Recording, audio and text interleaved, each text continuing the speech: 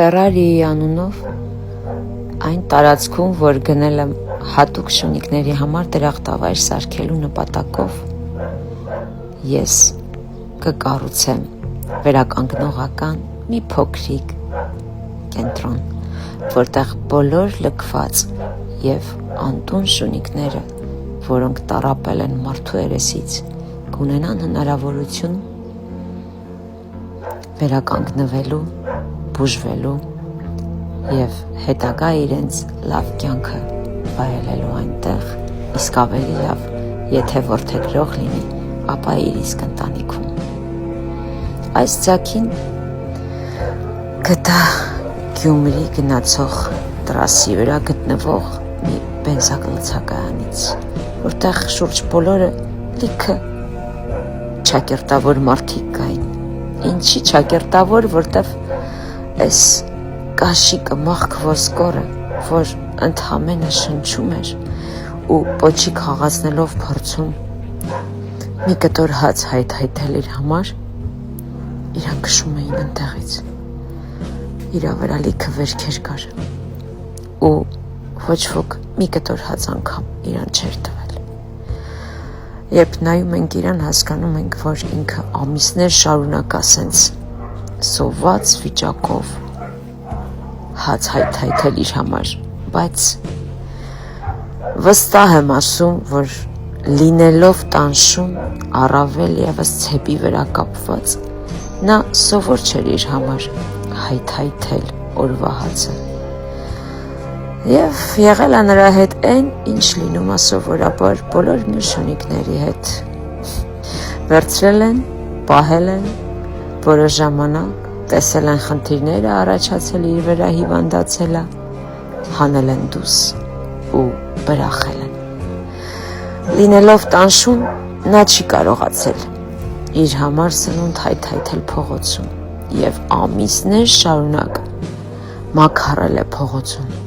իր համար կերակուր հայթայթելու։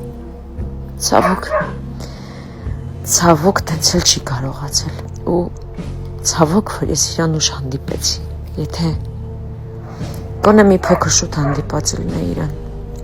օրգանիզմը դեռ մի փոքր ուժ կունենար պայքարելու, բայց ես նրան հանդիպեցի հոգու վրա, այն աստիճանի, երբ նա ուղղակի որպես քաշի ոսկոր կամ կարելի ասել մի պարկ ոսկոր այս կողմից այն կողմ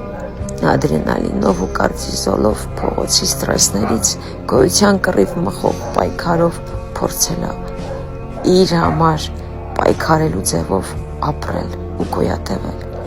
Ու այն պահին, երբ ես նրան վերցրեցի, այն պահին, երբ նա զգաց, որ նորից մարդ է իրան կպչում ու սիրում, նրա օրգանիզմը անցավ հանգիստ ռեժիմի վրա պայքարելու, գոյատևելու այդ ռեժիմը ինքն իրան փոխվեց, փոխակերպվեց հանգստի ռեժիմի ու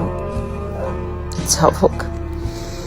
օրգանիզմը նրա ցույց տվեց, որ արդեն վաղուց է այս վիճակում հյուծվել